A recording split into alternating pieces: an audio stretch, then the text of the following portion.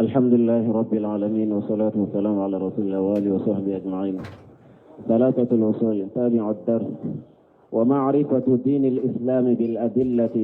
الثانية العمل به. الثالثة الدعوة إليه. الرابعة الصبر على الأذى فيه. حسبك. بسم الله الرحمن الرحيم، والصلاة والسلام على نبينا محمد وعلى آله وأصحابه وسلم تسليما كثيرا. سبحانك لا علم لنا إلا ما علمتنا إنك أنت العليم الحكيم. أستغفر الله الذي لا إله إلا هو الحي القيوم وأتوب إليه. اللهم انفعنا بما علمتنا وعلمنا ما ينفعنا وزدنا علما. بيا الأمساسوية هجرية باكلة أني كمناني أني بناني أني سبا جاتي منو مامبولوز ميني هجرية سانكالو سبانا ربيع الأول بيسوين بكي أو تلفولوي بيسوين بكي أو فولوي. ميلادي نصارو كجاتي بافلا أني مغاني كله سانكالو تانا بيسوني ولون فلاناي. أمبي داود أبو مسجد الرزاق أمبو كنو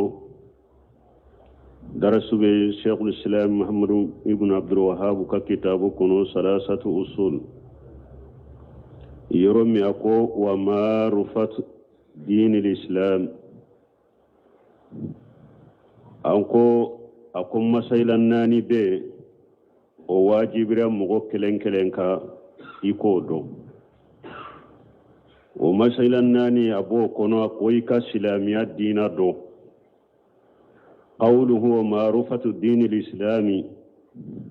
alladhi huwa din haja ar-rasul sallallahu alayhi wa sallam bal huwa din Allah azza wa jalla alladhi amara bihi ibadahu. na ko ka silamiya dina do silamiya dina ode nincide sallallahu alaihi wasallam o ka dina ye bal silamiya dina de ala ka dina ye dina mi na ya ka jonya mariya na ye walladhi amaraka bi itibaihi wa anta mutalibu bihi femi ni enya mariya la koy kattuga ko anyini nendo ife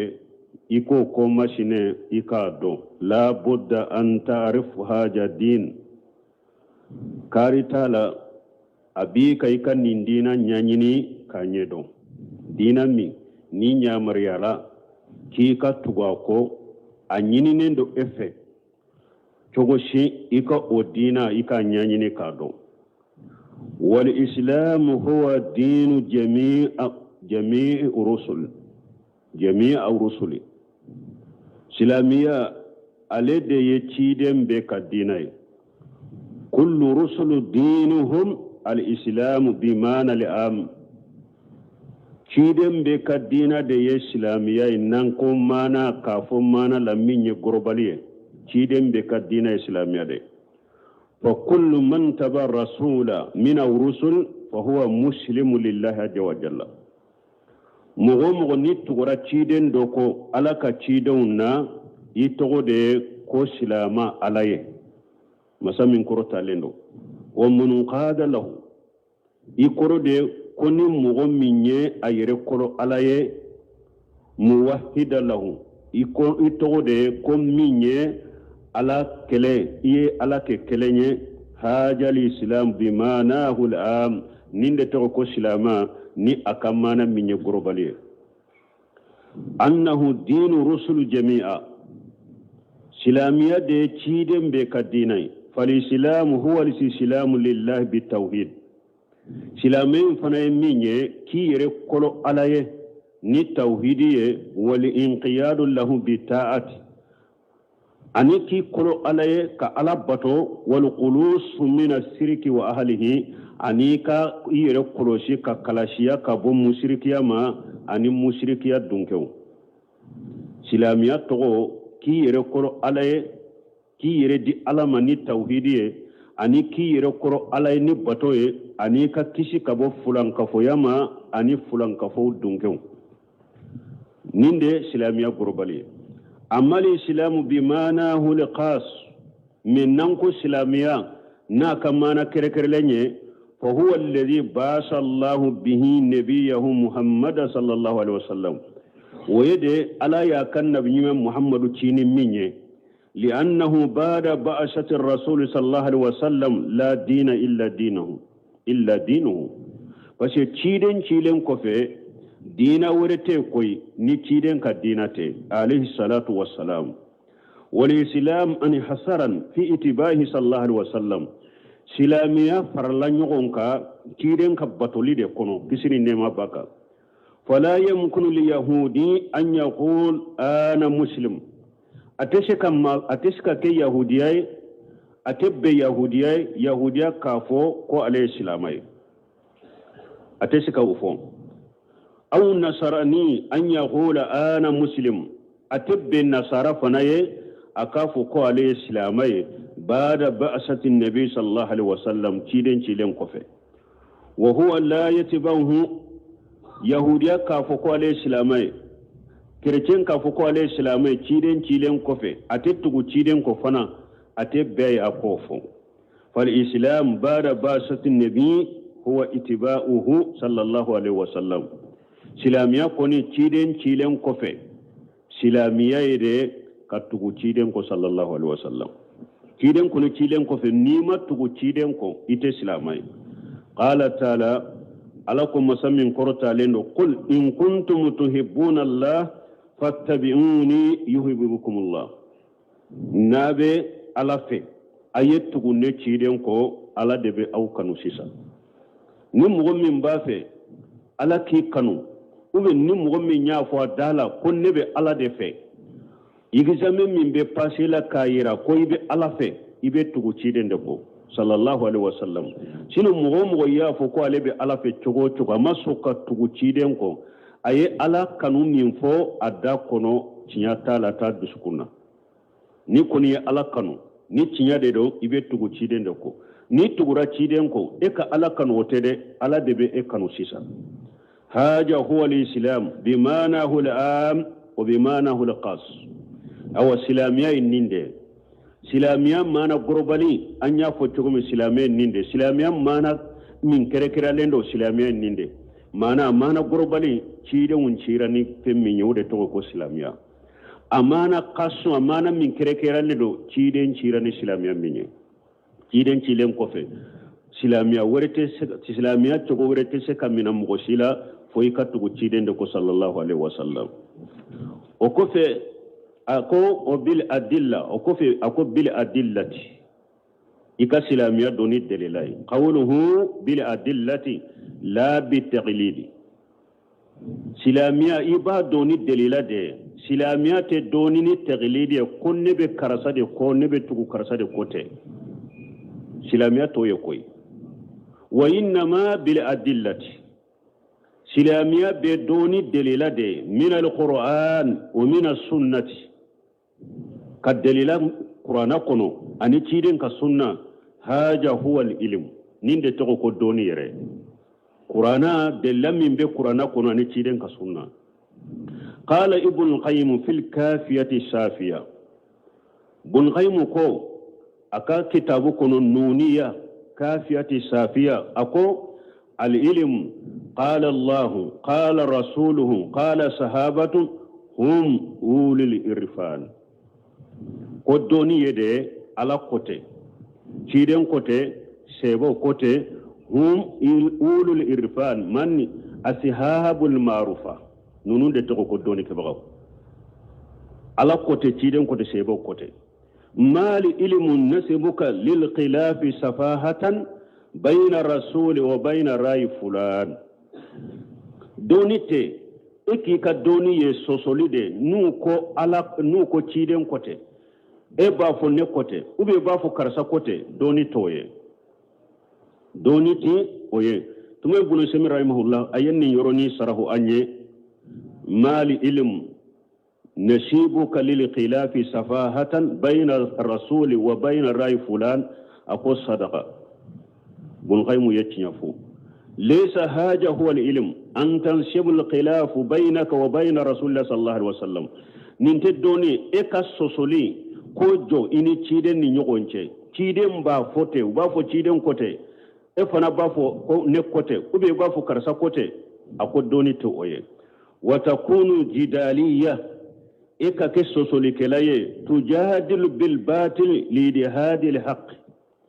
نوبي سوسولي كني نغالوني پورو كتنيا كيا دوني تويدي دوني يدي على كوتي قرانا كوتي سيبو كوتي bon سيبو كوتي قرانا ودي الدليل فولي سنة ويسلاميا كالدليل بويرو فلاناي إجماع الصحابة ويسلاميا كالدليل بويرو سباناي سلاميا كالدليل بويرو نيندي ناكو العلم قال الله قال رسول وقال صحابته إجماع الصحابة ni sahaba bebbe nan minka o yeddere lay men ni sahaba kelenye min fo don ke baw ka nyugon soso bala don ke baw do bolo ni hari sahaba kelenye min fo o beke delilay dina kono don ke baw do bolo ay ni sahaba kelen ka kuma tese ka ke hujani delilay abada fo aka soro saiba ka kuma amanna susoso seba ka kuma ni tiden ka hadisa ma bonyo konkoro ni seba ye kuma do fo seba ka kuma ni tiden ka hadisa do yo nyogon fonko nyogonya ante seba ka kuma mina tiden ka hadisa ko kele fulanna seba ka kuma beke hujani delilay ni ani seba wore ma nyogon soso ni seba ye kuma do fo ani seba to mabbe ola seba wore ya soso ola o fana tese ka ke delilay ambe araji terjihu de nyini nu ko ni seba kote me seba do seba wore kote ube seba to kote ambe terjihu de nyini seba min kote ani seba wore min kote ambe terjihu de nyini ka delilaw nyini delilaw ye min ta giriya o beke huja ibara beke nay delama min ta giriya o be bila donc ninde sahalendo seba kelen ka kumala afamuna ni sebo benna minka o yo hujay sosoli tola min ni seba kelen de nye minfo doni ke baw do bolo huja do della do dinala doni ke baw do bolo ayi atesika ke hujay fonka fem fula korosala aka soro seba nka kuma ani tiden ka hadisa ma nyogon soso kele fulana aka soro seba nka kuma seba wore ma soso na ya soro seba wore ya soso ambe dlajeli de ke delila ye minta giriya obeta na leta tisika ke hujete delila ye minta giriya ode bete ninde kuma sahalenye seba kelen ka kumala na ma tiden ta soso kele afulana nani seba wore mo nyogon soso nani seba wore nyogon soso amba lajede delila ye minta giriya mbota ka barake nan delila me minta giriya obebla o delila munye Abdullah ibn Abbas dondola do nana ko tamatu ko ale ba fe ka tamatu de ke ako basite tamatu la ke atigi ko Abubakar ko an kana tamatu ke de Umar ko an kana tamatu ke Abdullah ibn Abbas ko yushiku an tanzila alaykum hijaratu min as-samai aqulu qala rasulullah sallallahu alaihi wasallam wa taquluna qala Abubakar wa qala Umar donc ni yayira na ni seba aka kuma ni ciden taye nyogon soso seba ka kuma to minola muna bashi ko ako akateli alabe farawu go sanfe kaw halaki sisa mbafu alaka ciden kote au bafu ko Abubakar kote ko Umar kote donc ni yayira seba ka kuma be minade nani nasu ma nyogon soso ani ciden ka kuma ma nyogon soso kele fulanna nani seba wore ma nyogon soso nani seba wore nyogon soso amba lajede de lay minta griya ambota donc doni yeninde ala côté ciden côté seba côté doni yenni sabade seba benna minna kafo haja huwa li ilm ninde doni al ilmu huwa ilmu al kitab wa sunnah doni de qur'ana ka doni ani sunna ka doni amma aqwalul ulama مدون كبغو ككما فهي تشره وتوده فقط كلام الله وكلام رسول صلى الله عليه وسلم دون كبغو ككما ونانا ka ala ka kuma de sarahu ka jeyanye ka ciden ka kuma sarahu ka jeyanye ulu ka bara yode dro doni ke bawo to ka kuma yede ka ala ka kuma do tawsiranye ka sarahuanye ka jeyanye ka ciden ka kuma do sarahuanye ka jeyanye wa gari yakunu fiha aw fi badiha qataw doni ke bawo to ka kuma adobe qataw be shekake ye ala ube qataw beye adola doni ke ka kuma aka kuma doni ke ka kuma be se ka ke qatawye ube aka kuma do be se ka ke qatawye wali adillatu laysat kalam al ulama dillati ko doni ke ka kuma dillato ye انما الادله هي الايات القرانيه والاحاديث النبويه دلب من الدين لا قران ايه ان تشيدن كحديثا وما كلام العلماء مدون كباو ككما فهو شارح وموجه ومبين لذلك سره كلاو دي درو اني بانغلي كلاو دي درو كالا تا بانغاني كاتيدن تا بانغاني لا انه الدليل في نفسه متاير كود لا دوني ايريه دوني كبا كما تسكا كدليلاي نا ايريه ولوكا كما ولا ني يري درو كالا كما بانغاني كاتيدن كما بانغاني هذه هي المسائل الأولى وهي الأساس بدا بها شيخ رحمه الله نندري مسائل فلوينه نندري سيباسما فناي ودات الشيخ محمد بن عبد الوهاب يا دامنا على لأنها هي الأساس بس قال لدي سيباسما لدي لسري وإنما يبدأ بالعقيدة وبالأساس بالتعلم والتعليم ودعوة إلى الله عز وجل ibe damina li bekeni aqida de folo damina li bekeni sipasimani lesiri de folo ka kala ka mugu la kalama ka mugu wele kata alama ni oye yubdan bil aqida iba damina aqida de la folo li annaha hiya li asl wa hiya li asas parce que aqida ale de lesiri ale de sipasimai donc ni ba fe ka kala ni ba fi ka mɔgɔw kala ni ba fi ka mɔgɔw wele ka taa ala ma i kan ka damina min na folo kan ka kɛ min ye lesiri kan ka kɛ min ye sipasima kan ka kɛ min ye fɔlɔ ni b'a damina la o ye aqida de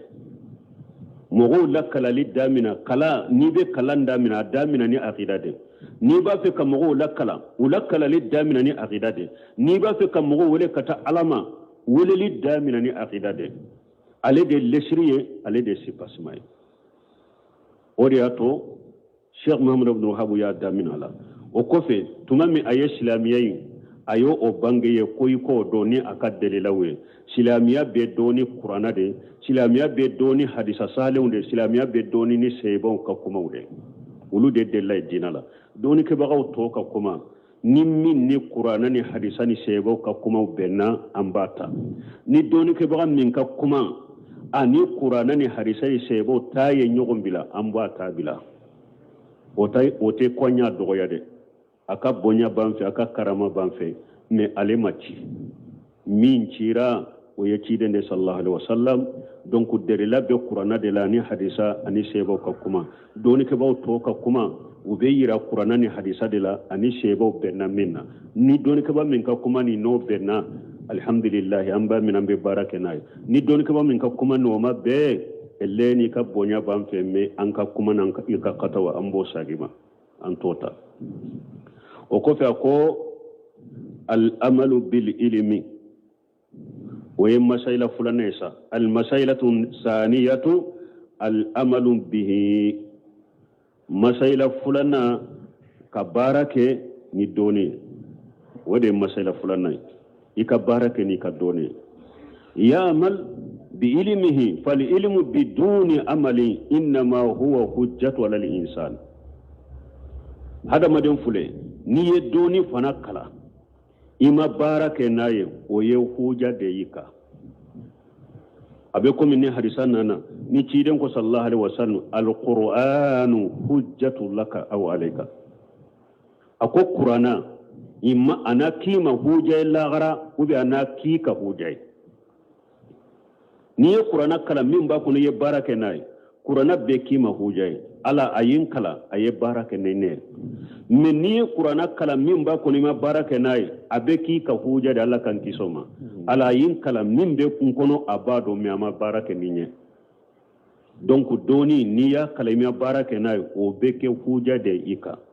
فلا يكون العلم نافيا الا بالعمل دوني فنا تشك مغن نفع بدا إيكا دوني تشكي نفع بدا فويكا بارك نايدي أما من علما ولم يعمل فهذا مغضوب عليه مغمي نيه دوني كلا إما بارك ناي نين تيجي دي كم مغو كو ألا ديمنانا مغمنون كرو لأنه عرف لحقا وتركه على بشيرته فشكا تيجي aye tinya do len ko fe ayato ya mabarake na nin to de maghdubu alayhi ko ala dimilen ba koro wan najimu yaqul baytul kala do ko najimu kore munye ni arabu ye baytu doke ka kuma do fo kutige nyugo na ba fo najimu neshiru yere nu ye kuma tugu nyugo na mutige ka bo nyugo na ba fo ma ko neshiru men nin ko najimu nu ye kuma munun ke komi baytu ko faraka bo nyogona ako baytul kala ko wa alimu bi ilmihi lam ya'mala mu'ajjabu min qabli ubadil wasali ko najimu doko ko doni ni ma barake naye ko o doni shugu o doni ke baka shugu ko ebe la jaba bori batola unye lagara doni ke baka e ma barake ni ka doni ye ko yomal kama do ebe la jaba boli batola unye wa haja majkuru fil hadisi sharif ako baytu min fuleninye nim baytu yin fora hadisa sahlen kono inna min awwal man tusa'ar bihim an-nar yawm al-qiyamah alim lam ya'mal bi ilmihi jahannaba be meneni mogofolo mununye yawm al-qiyamah do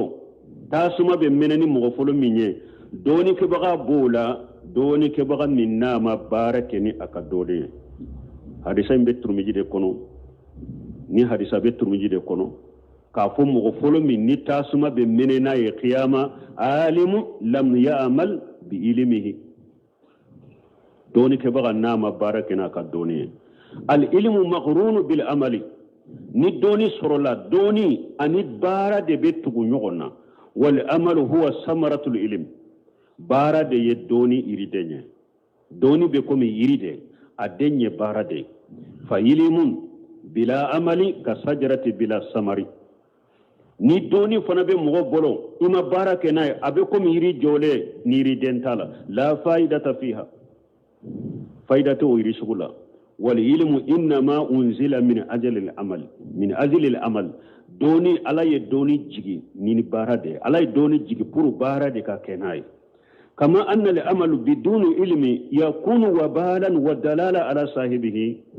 أبيكم إني مغو كفنا كم بارك فنا كعلبة كسر دوني تبلو وفنا يفلي دياتيكا إذا كان الإنسان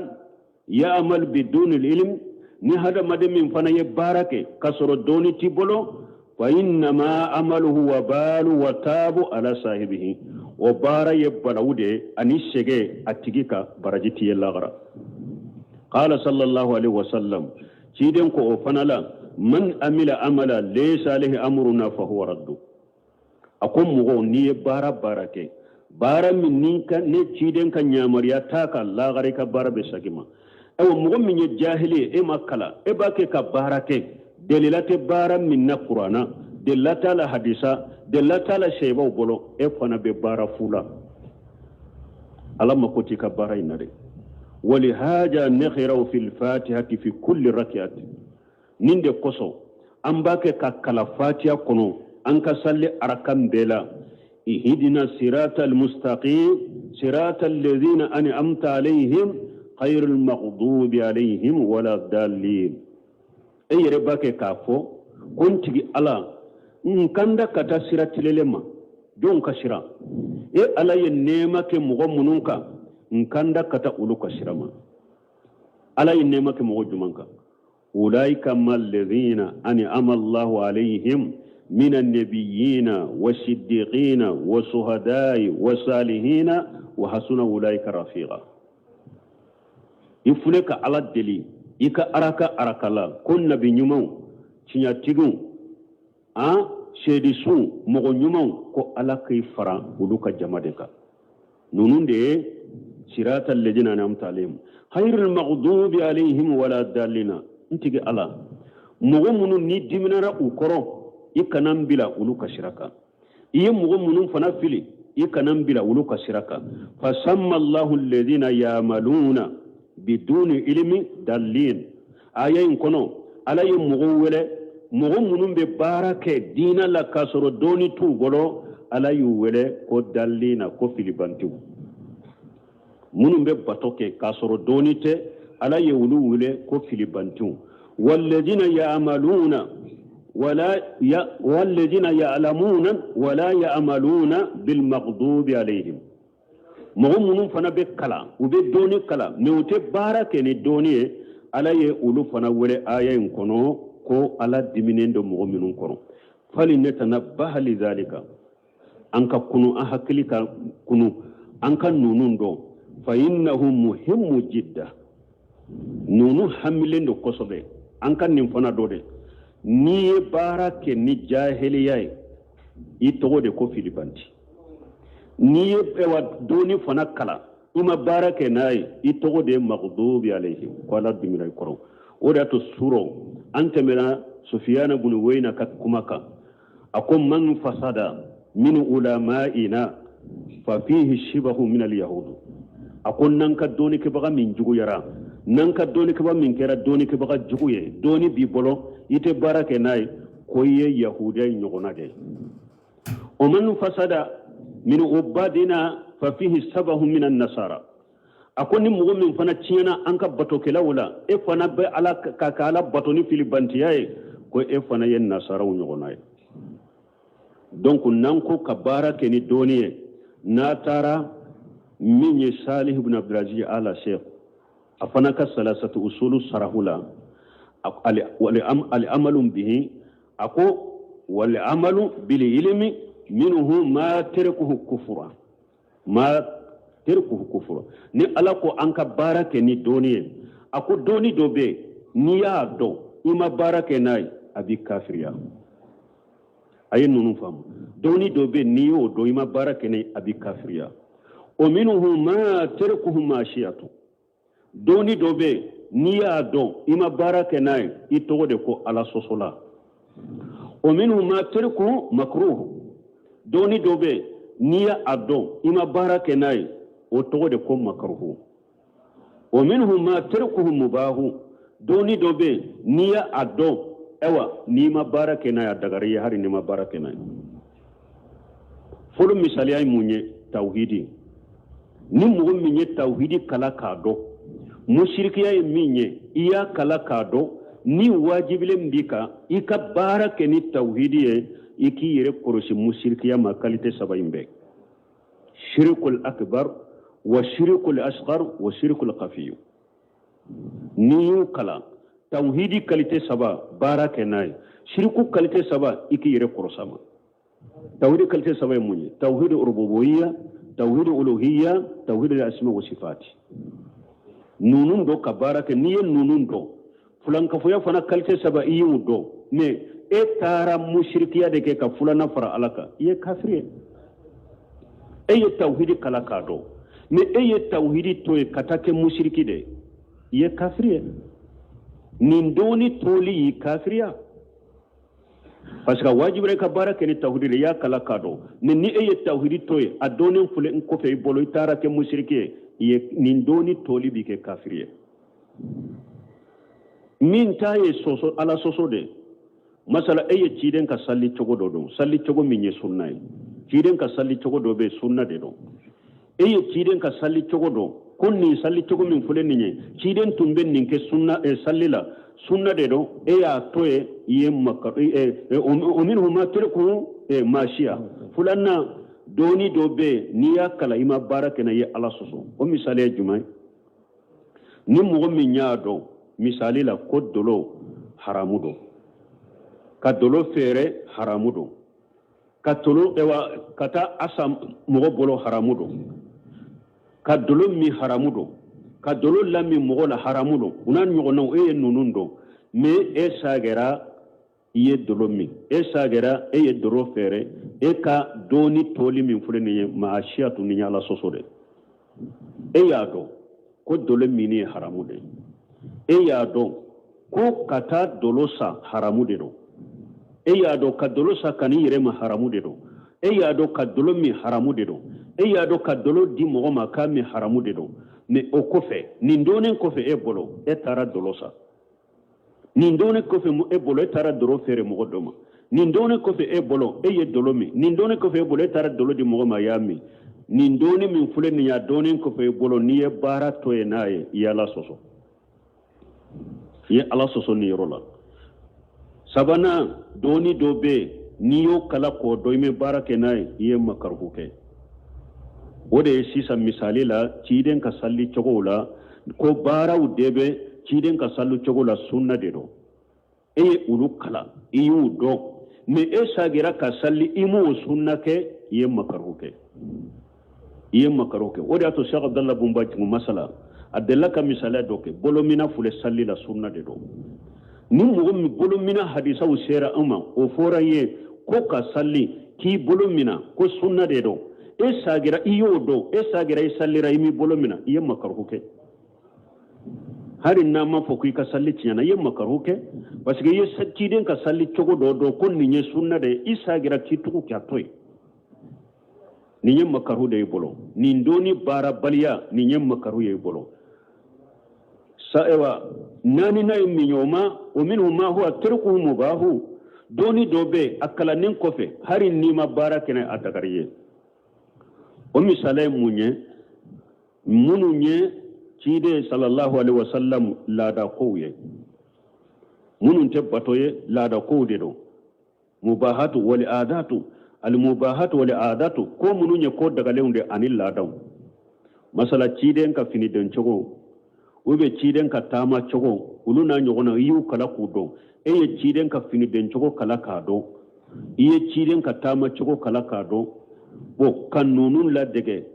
adagareye ka ciden la dege wula menni hari ma ciden la dege wula fana dagariye parce que nununye ko daga leunde dro anil la da ko de nununye amma fo ciden ka fini den chogo menye ka fini to ali ka ba kuru fura ko fere an kan to ma de voilà mais aye nim fini sugu de do aye nim fini de do ube ciden tumbe tamani chogo de la ko daga len nonu ni ladana ko munu ni ciden tumbu ka tuntu ke ni dina ko ni batoye nuye ulu kala ni bara ke nu ya dagariye ni yu toye fana adagaru tolite dagariye donc ka bara ke ni doniye Salihu ibn Abdulaziz ala shehu akat salasatu sulukuna ya tilakata ni tila yoroma jolido nani nintila yoroma nani ayati la katode ma kabara keni doni aha al masailatu salisatu masaila sabana da'awatu ilayhi anko de kasilamiya do ni yere islamiya do ikabara kenaye donc ni bara kenaye mu were bena adawatu ilayhi weleli ke katama قوله دعوة إليه أي لا يكفي أن يتعلم الإنسان ويعمل في نفسه أتوى سكي هذا ما أي ركا كلا أي ركا باركني دوني ولا يدعو إلى الله عز وجل إتم مغولة كتعلم وفنا تسكك وتوى سكي كافو أي ركا كلانا أي ركا كباركني كلاني ميتا مغولة كتعلم دونك أي ركا دوني أي ركا بار وفنا توى سكي بل لا بد أن يدعو خيره فو إكي تنو فنادي ولك تعلم فيكون النافع لنفسه ونافع لغيره نين نينك إنك مغمي يرين نفا كمغورين نفا ولأن هذا العلم أمانة بس كنن دوني من فلن يدنا يددو ليس بالملك لك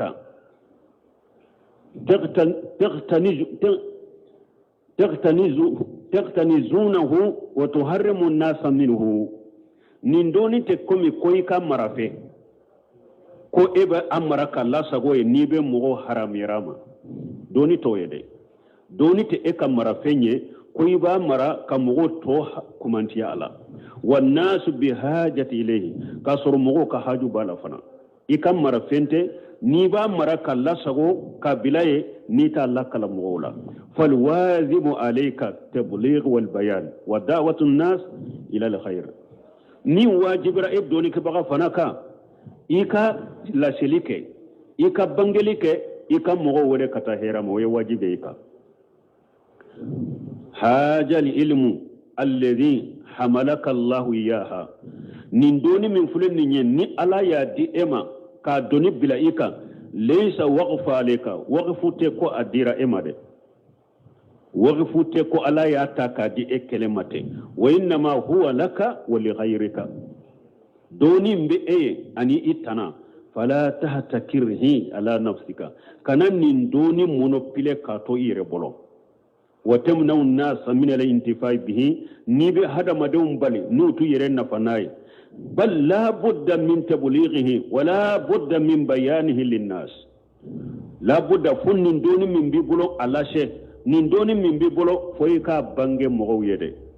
دون من بيبلو ألاكم مسامين كورتا لندو ويجا غجا اللهم ميثاق الذين اوتوا الكتاب ألاكو تشيدما وغتي فويكا منتوي وقت من على يلاهد من كتاب الدنكون كتاب الدنكون يلاهد من أولا لا تبيننه للناس ولا تكتمونه نكو كتاب الدنكون والله كتاب دون الدرامة كتاب من دور الدرامة والله فاكو بانج مغوية أكنو دغو أو سلامة دونك باو فنبوة ودلا دوني من ديرما لاهد دي تارا إيه ala yallahidu de tay bolo ala yaddanna yade birika doni min dirima fuika bange mugo yede ikana dogo haja mishahu agajahu Allah ala ulama ni yallahidu de lahidu minni ala ya mina doni ke bagauka an yubayyinu linnasi ma allamahum Allah min azalin an yansura alkhaira ala ya bilalla wa allahidu takabila doni ke bagauka ku ka bangeli ke mogoye ala yulla duniya minna ku ka bange mogoye pour doni na chari heray na chari wa yakhruju an-nas min al-zulumati ila an-nur ina mogo boddi bi chama la ku bila norola wa haja amalu rusulu awanninde chidon ka barai doni min duru maka waleli ke katama wode chidon ka barai alaihim salatu wassalam alaka tamna alaka kishibuka wa man tabi'ahum ani mogo tugura chidon ko قال تعالى لكم مسامين كورتا لين قل هذه سبيلي أكون مهم رافوية نفلنغا مبداوا منكا نيندي نكا سراي أدعو إلى الله نيندي وليك كتا علما على بشيرتي دونيكا أنا ومن تباني ني أني مغم غتورينكو كيدن كسراي دعوة دي من نيبي دعوة كي أكاكي على بشيرة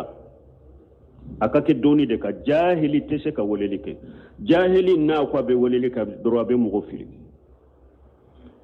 dawa ka saratu do be ni ayala folo adu ila Allah dawa kilati ka duskun kalash ika wolelike kata aladema kana wolelike kata irema kana wolelike katika jamama kana wolelike kata population ma kana wolelike kata jamana ma kana wolelike kata jamana kalladama ibe wolelike kata aladema ki dusun kalasi ni ye sarati folo sarati fulana ala basirati wolelika ke doni deka ni be fem min fo mogo ye konni nye wajibiye akasoro de la bi bolo qur'ana ni hadisa ani sheba ka kuma ni ba fo mogo man ni haramu ye akasoro delila bi bolo qur'ana ni hadisa ani sego ka kuma ko man temela la chogomi ni be mogo nyamariya fenna akasoro delila bi bolo ni be mogo bali fenna akasoro delila bi bolo sabaina ala basira o man tabani ani mogo tugurane ka cidon kay wonni be fanaka mogo kana fode kon ni be woleli ka kasoro ika wolike kata ala de may kana wolike kata yirema ika wolike donika nin kere ni cidende ko ayi ana wa man tabani ni sarati ni wolele abenne kani mugo tuguranko wa subhanallah wa ma ana min al musrikin senya be alay ne make mushriki donc ni ya yirana ayal laba fana ya yirana ni ako weleli kake kata alama weleli kake doni kan weleli kan ka munka tauhidi kamugo ge kabo mushriki ama parce que ayal laba ko wama ana min al mushrikina ne make mushriki donc weleli kala si kana to ko e dawa kala de shirku kana ye bolo tuguni dawa kala shirkul akbar kana ye bolo shirkul asghar kana ye bolo shirkul khafiya kana ye bolo ni ko e dawa kala de yere folo de kabariya kabo fulan ka foya ma folo ودata ko وما أنا من المشركين نت مشركين هذه طريقة الرسول صلى الله عليه وسلم وطريقة أتباعه أو نند تيدن كسراي نند تيدن كتبغى وسراي العلم والعمل والدعوة إلى الله عز وجل دوني أنك بارك دوني أنك وللك كتعلم فمن لم يدن وهو قادر على دعوة وعنده علم وكتمه فإنه يلجم باللزام من النار يوم القيامة كما في الحديث أو مغو نئما وللك كتعلم شبيه فنا إبسك وللك كتعلم فنا دوني بيبولو إبسك وللك كتعلم فنا مغمي بالي مي إما كي إيدي توغو يكو دوني دوغو بغا إيدي توغو يكو دوني دوغو بغا إتغلا مغو يوم القيامة دون جهنبا تاسما نغي كرافي ودبه دو يدا كونو كما نانا حديث الله چوغوبي مغو يدوني كلا يا دو إبسك وللي كي فانا مغو مي بالي وللي ما إما وللي كي كتا دوني ما يوم القيامة دو إتو دي كو دوني دوغو بغا جهنبا نغي كرافي ودبه دو يدا كونو المسألة الرابعة المسألة الرابعة الصبر على الأجا فيه مسألة نانين ni shegu ya damina la folo ko wajibira mo kelen kay ka uludo nani nay munye minye ka sabali tora mimbi soro dawa kuno na woleli ko ka sabala ko masalan ka hakili bola ma'rifatullah wa ma'rifatu din al-islam bil adilla wal amalu bihi wa da'watu ilayhi معرفة الله ورسوله ومعرفة الدين الإسلام والعمل به والدعوة إليه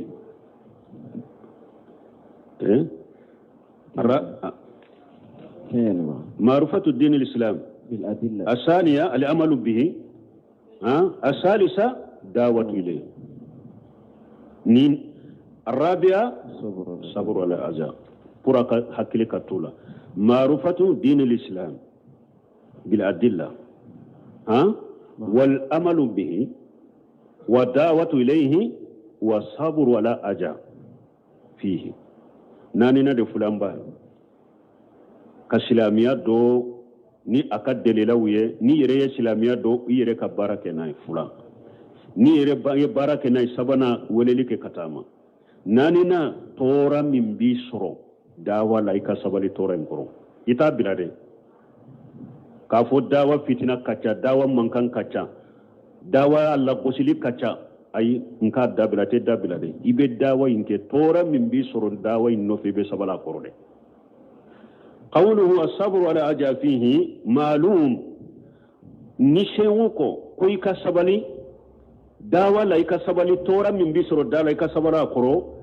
adonendo anna man da an-nas wa amara bil ma'ruf wa nahaa anil munkar فإنه سيتعرض للأجاء من الأشرار الدونين دو ني مغو ني كو يبي مغو ولده كمغو نيامراني نيوماي كمغو فتانيا كبو كو جوغما من بنيما يبي تورا بنا إسرو كبو مغو جوغو في تورا بيسرو كبو مغو جوغو في لأن كثير من الناس لا يريدون الخير فسك هذا مدن چاما انته هيرا في دينا هيرا ني دينا نيوما هذا مدين شامان توفي بل يريدون الشهوات والمحرمات هذا مدين شاما جيا كونو نين دونو بي اولود لين دونو دي لا ني كاكي حرام كون دي كادويه والاهواء albatilati nindumo munun yefuye ode kadun ye fa ijaja man yaduhum ila allah bo ni mo min nanuma ebu wele kata alama o yuradduhum an sahawatihim ni mo min nana hada madewma e ba ke kusage kumbu kan ninduma fala budda an yakuna minhum aradda al-fi'l bil qawli aw bil fi'l la budda unu fana ba la nyini de ebe bara minau ka sage imma unu ka bara sage nu ka kuma kaunye ubi unu ka bara sage ni ka kewale fal wajib ala man yadu ila allah wa yuridu wajha allah an yasbir ala aja awa awajib lembe mo ka mo min be weleli ke kata alama ni be ala jati de nyini ika sabali tora koro wanyastamirra fi da'wati lillahi awa ika continue ka dawala ika continue ka de ita bilade ibi sabali ka dume ka continue ka dawaka wa qudwatuhu fi jalika wa rusulu alayhi salatu wassalam ika ne wa no wa la daga bagaye jownye wala ciidon alaka tanune alaka kishibuka wa khairatuhum ci ani ciidon be kanyuma wa khatimuhum ani ciidon be kaddafa baga muhammadu sallallahu alaihi wasallam min yi muhammadu kisini ne mabaka ni mo min ko kadawa ke tora soro dawala ka sabali akoro ni mo min sablera akoro iye jon la dege ciidon iye jon la dege min kausa ciiden be min ye ciiden be dafa ciiden yam be dafa way muhammadu sallallahu alaihi wasallam ma ja laqiya minan nas ciiden mun soro ka bo hada madum fe wa kam laqiya min al ajab li qawli wal fi'l akacha ciiden ye tora chaman de soro akuma kalama ana ke walelama qalu shahiru tuma mi ciiden jorani tauhid dawaye ukoko dabalikela de do wa kajab uko galontigela do wa qalu majnun ko fato de do wa qalu fihi min al aqwal allati zakaraha Allah azza wa jalla fi al Qur'an ويكما تامن فو تشيدن كا كما منوني على يري يولا كال قران كون كولون فيلنا دو دين دونك لي دانا دو دين وتناولوه بالاجا او ويتشيدن تاني تورا فناي فقذفوه بالهجاره حتى اجمعوا اخباه صلى الله عليه وسلم ويتشيد كبا كروكي كا تشيدن بو فو تشيدن ايوان سينتو ويا بك جولي لما دعاهم الى الله عز وجل tuma mi ciide ni wole kata alama tara taifa de kata woleli ke uye fendem balu ni demisenu de bila ciide na ka boni kaba kure fois sen samara fora jolela ka sentom be tige tige dawa kama wal qaw salla jajuri ala jahrihi wa huwa sajir inda al kaaba ciide sujudito al kaaba koro o tara nyame tuma mi nyame jigina den forko na ji salaka na nyama o tarota وياسر تشيدن سجود لمبا لكبا قرو كانوا بلاكا وتعودوه بالقتل ويتشيدن لاهدو نغنيني كوبا فغا وهددوه ويتشيدن بغبغني فغليه وفي خجوة أهد كلي جرى عليه ولا أصحابه ما جرى فيم بولي لا تشيدن كانا كشيبو من بولي لكاي عليه الصلاة والسلام فكسروا وربائيته أدو ويتشيدن ويا أنيون كري anyu nyum munum be takajugu nunu kerefu uya anyun kari wasaddu fi rasihi sallallahu alaihi wasallam uye chiden kunkolo jogi ka jogi kunkolo la uhudi do wa ghafi hufrati wa huwa nabiyullah sallallahu alaihi wasallam chiden tarabbi dinga kono badir keneka dinga e hudi kele yoroina dinga do tumbe chiden tarabbi o kono ala kan nabi nyuma do وكل هذا أجا في الدعوة إلى الله عز وجل نمبي تورا دي نيشيري نياسر الدعوة لكنه صبر مكيري صبر لا وتحمل أين نمبتا وهو أفضل الخلق أدير كوس الدم في مبي عليه الصلاة والسلام فلا بد للذي يقوم بهذه الدعوة أن يتعرض للأجا على حسب إيمانه ودعوته لا بد مغوم نيكو يبجوني نين دعوة liman ya hakke min bila ibi ka dawa hakke min ke ibo nyogona tora de soro kabo hada madon fe liman hakke min bila ibi ka dawa hakke min na ibo nyogona tora de soro walakin alayhi an yasbiru ma dama annahu ala haqqi ni abika ika sabali تنك أي ربيت يدك فإنه يصبر ويتحمل وهو في سبيل الله تنك بيت يدك إيكا سبالي تورا بك إيكا بيتا إبي على كسر دلا وما يناله من الأجاء فهو في كفة حسناته أجرا من الله تورا بيسر الداولا يوم القيامة دون إيكا باهرا نيمو بيدو ميجاني فامنا أبيتا دو أودي كونو أبيتا دو إيكا باهرا نيمو ميجاني دي كونو تورا بيسر أبيتا دو إيكا باهرا ميجاني دي كونو sara min be boy ka bo ala fe sara min be kiye ka bo ala fe ka do ka bara mijani kono ibe tora sura dawala ni sabarira koro ka ta beta do ode kono subhanahu wa ta'ala nko ala ko koro ka jalika jalina li kulli nabiyyi aduwa sayatina li jinni wal ins ala kun nabi nyuma be ni jinna shaytani doke awa ajuguye ani hadamaden shaytani nabi nyuma be وكذلك جالنا لكل نبي عدوا من المجرمين هنا نايا وركونو ala ko nabi nyuma be ne ala ye jugude ke ala tinyali ke lawla wa kajalika ma atahum min qablihim min rasulin illa qalu sahir aw majnun Qur'ana kalambago munum be ni mun jengana batile de كذلك ما أتى الذين من قبلهم إلا قالوا ساحر أو من رسول إلا قالوا شاهر أو مجنون ala ko abo choko kelendela mo munun temena ciden simanu ma fuko ciden ma kuye donkili danna de fato de atawasaw bi bal hum qawmun taghun ala ko yala nin kuma min fulin ni nyaw yala cidon kan mo ye nyogon waso nyogon ya nin ni nyede wa ka fonna ka ciden na yen nin fa ala ko ay o ma nyogon waso na yede mo de do filibantu de dro bambantu de do wodi atu dusukun kera kelen ni dusukun kera kelen kuma o be ke kelenye awa ciden cide cira o ko abbe ma donkili danna ko abbe ma fato ya fora ciden be bo ni e fana min ko be weleli ke kata dawama ebe weleli ke kata sunna ma ala faham salaf salih ko be bid'ah ko kari ka mushrikiya ko kari nu ko e ma ko fato ube ko fato koro akan ki toro aman ki toro ciden ma shi ni fato ya ma foy ciden shi te na ye dawake kata nin tawhidi de ma ni fato ya ma foy uya toro ni kuma ewa toro kuma lama ye uya ciden be toro ni toro ke wale lamai me usabalira korode